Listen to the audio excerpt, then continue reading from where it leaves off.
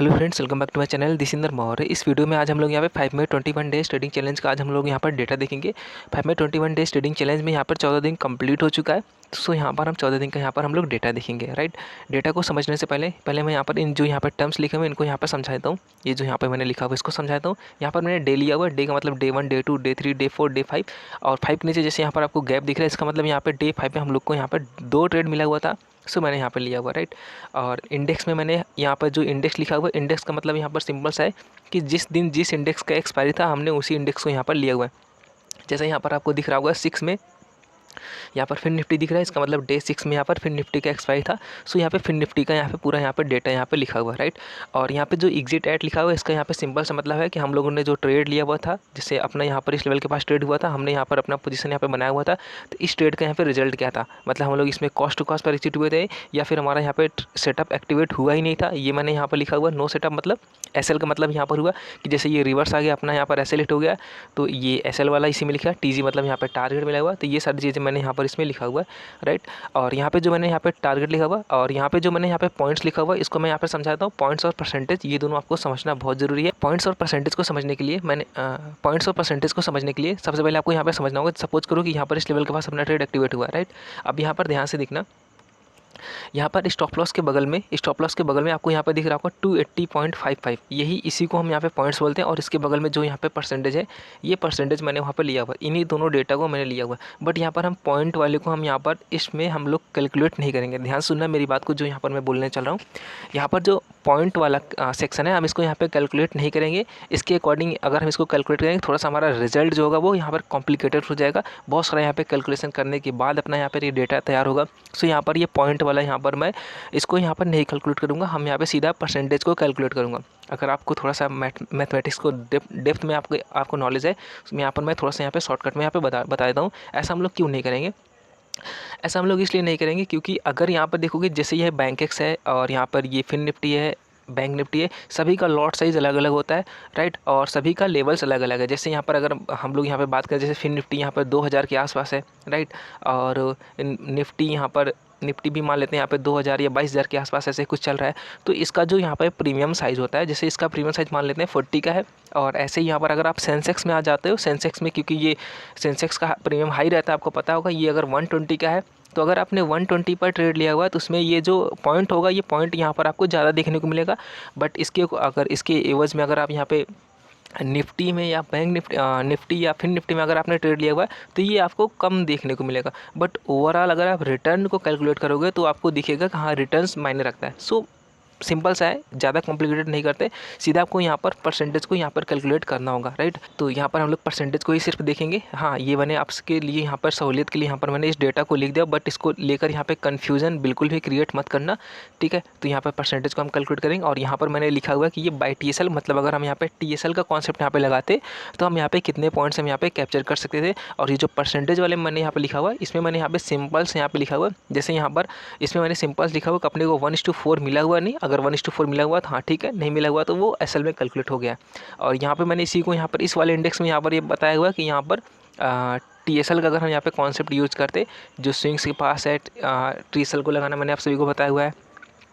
और जो big momentum strong buying की, अगर स्ट्रॉन्ग बुलिश या स्ट्रॉन्ग बाइंग का कैंडल का जो कॉन्सेप्ट बताया हुआ है, उसके अकॉर्डिंग अगर यहाँ पर मैक्सिमाइज करने का ट्राई करते, तो उसके अकॉर्डिंग अगर वो सारा कॉन्सेप्ट यहाँ पर यूज़ करते, तो हम कितना प्रॉफिट बना सकते थे। सो मैंने उसका भी यहाँ पर एक इंडेक्स यहाँ पर बनाया हुआ है। लास्ट में आपको रिजल्ट देखकर आपको बहुत ही कुछ यहाँ पर आज आपको यहाँ पे सीखने और समझने को मिलेगा। तो सीधा हम शुरू करते हैं। अगर यहाँ पे डे 1 में हम देखें, डे 1 में जो हमारा यहाँ पे ट्रेड बना हुआ था, वो बैंक एक्स में था। और इसमें हम लोग को यहाँ पे कॉस्ट टू कॉस्ट एग्जीक्यूट हुई थी। इसका मतलब सिंपल से ये है कि अगर हमने इस लेवल के पास अपनी पोजीशन को यहाँ पे बनाया हुआ था, हमें यहाँ पे 1:1 इस लेवल के पास मिल गया था, और उसके बाद यहाँ पे 1:1 मिल गया था। सो हमने यहाँ पर जो इस लेवल के पास जो हमारा एसएल था, उसको हम लोग यहाँ पे लगा के कॉस्ट टू कॉस्ट पर यहाँ पे लगा दिए थे। बट प्राइस हमें 1:4 का टारगेट नहीं दिया, नीचे आ गया। सो हम लोग यहाँ पर कॉस्ट टू कॉस्ट पर हम लोग यहाँ पर एग्जिट हुए हैं, राइट। ये टर्म्स को ध्यान से समझना, इसी पर आपको ज़्यादा रिग्रेट होगा, मैं पहले बता दे रहा हूँ। और उसके बाद यहाँ पर डे 2 में देखते हैं। डे 2 में यहाँ पर अपना सेटअप बना ही नहीं था क्योंकि यहाँ पर एसएल काफ़ी बड़े थे। और बैंक निफ्टी में भी यहाँ पर अपना सेटअप नहीं बना था। डे 3 में, डे 4 में भी अपना यहाँ पे सेटअप नहीं बना था। तो 4 दिन तक यहाँ पर अपना सेटअप ही नहीं बना था। तो हम लोग यहाँ पर सीधा मतलब यहाँ पे 4 दिन तक हम लोग वैसे ही थे, कुछ ना तो प्रॉफिट हुआ ना तो हमें यहाँ पर इसमें लॉस हुआ। और डे 5 में अगर आप यहाँ पे देखोगे हमारा यहाँ पे 2 ट्रेड एक्टिवेट हुआ था, दोनों में यहाँ पर हमारा एसएल हिट हुआ। अगर हम यहाँ पे रुपए की टर्म में बात करें तो एक लॉट में हम लोग का यहाँ पे 18.7 रुपये का हमारा यहाँ पर एसएल हिट हुआ और यहाँ पर 19.1 रुपये का एसएल हिट हुआ। इसको आप लॉट साइज़ में अगर यहाँ पे कैलकुलेट कर दोगे तो आपका पूरा समझ में आ जाएगा एक लॉट में कितने रुपए का यहाँ पर हमारा लॉस हुआ। बट जैसे मैंने शुरू में बताया हम इसको यहाँ पे लेकर नहीं चलेंगे। हमारे लिए मेन जो होता है परसेंटेज, क्योंकि परसेंटेज का मतलब ये होता है कि जितने भी डेटा यहाँ पे कैलकुलेट हुए हैं वो 100 पर कैलकुलेट हुए हैं। परसेंटेज की टर्म में देखें तो यहाँ पर हमारा 16.52 रुपये का यहाँ पर परसेंट का हमारा यहाँ पे लॉस हुआ है और इसमें इतने परसेंट का यहाँ पर लॉस हुआ है, राइट। उसके बाद हमारा यहाँ पे फिन निफ्टी में अगर हम यहाँ पे देखें, फिन निफ्टी में हम लोग को यहाँ पर टारगेट मिला हुआ है। कितने रुपये का टारगेट मिला हुआ है? 125 रुपये का। इसका मतलब है कि यहाँ पर एक लॉट मतलब यहाँ पर एक लॉट मतलब जैसे यहाँ पे 40 का जो लॉट होता है तो 40 का जो यहाँ पे 1 होता है उसको क्या बोलते हैं ये मुझे नहीं पता।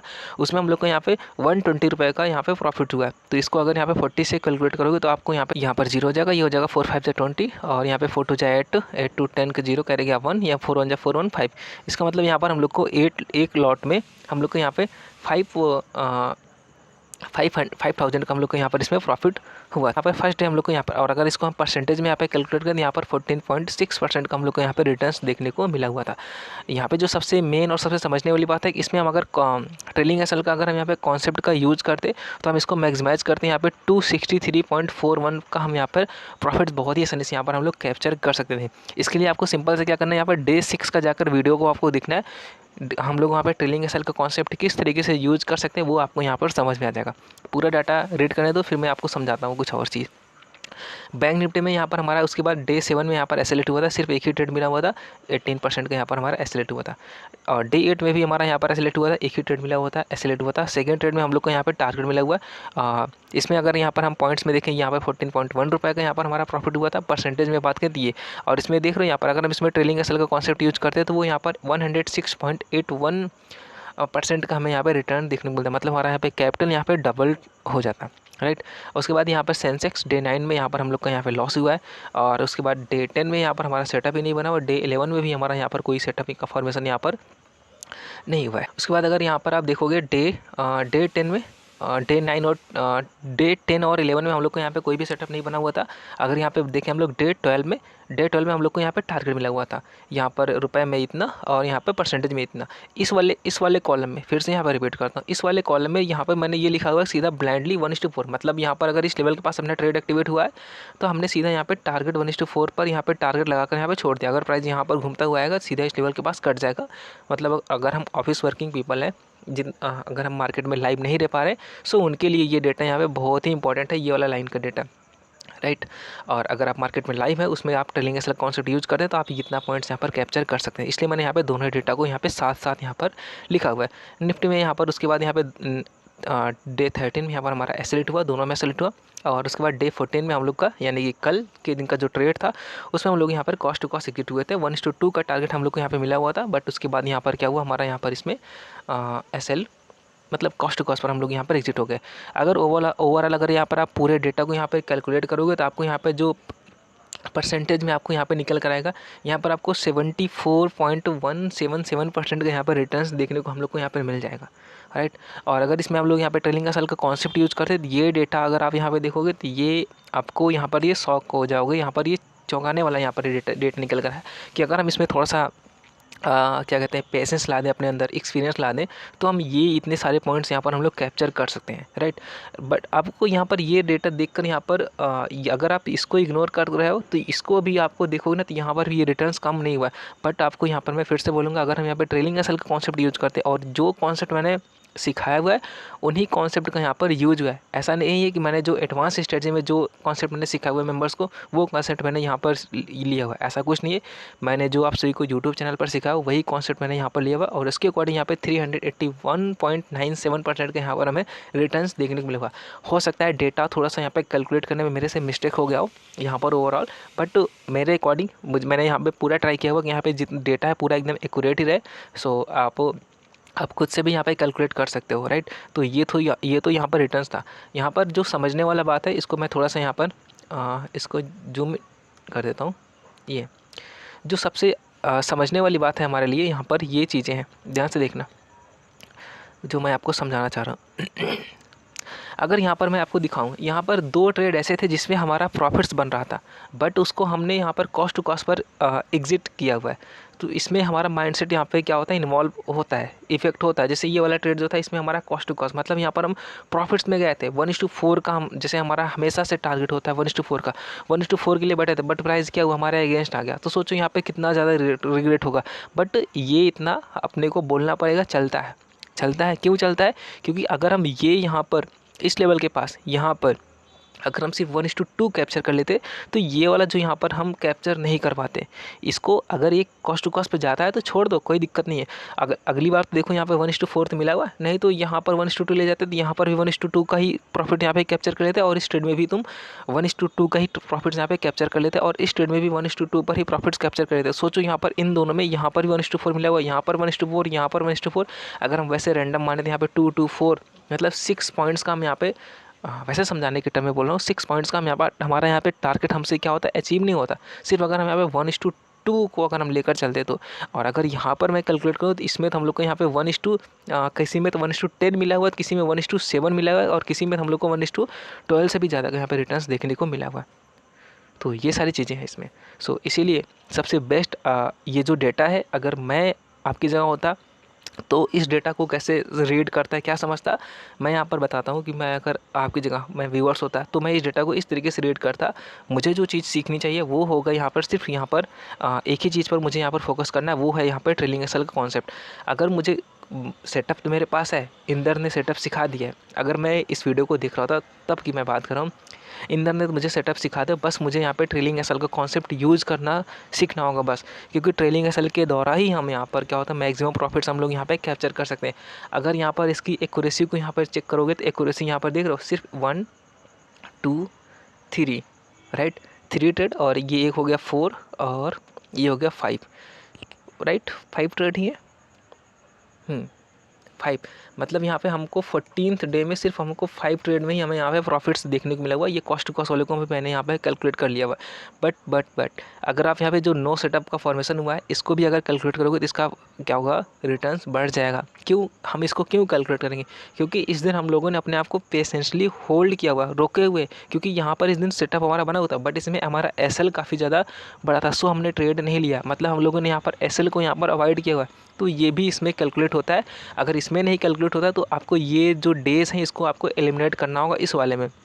मतलब ये 1 2 3 और ये 4 हो जाएगा, ये 5 हो जाएगा। मतलब इसको 5 को आपको इसमें एलिमिनेट करना होगा, मतलब ये 9, तो ये ओवरऑल यहाँ पे बन जाएगा 9। अगर हम इसको यहाँ पे कैलकुलेट करें तो 5/9, राइट।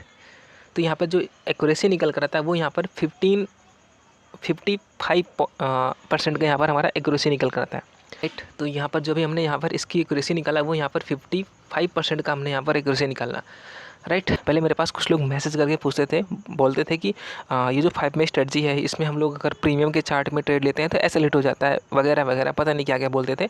सो अभी जब मैं यहाँ पर ये सिखा रहा हूँ, लाइव मार्केट में सिखा रहा हूँ, तब इसमें से किसी का भी यहाँ पर कमेंट नहीं आ रहा कि हाँ मुझे यहाँ पर ये प्रॉब्लम है, ये शायद डाउट है। ये नहीं, जो चीज़ें जब सिखाता हूँ उसमें कोई फोकस नहीं करता।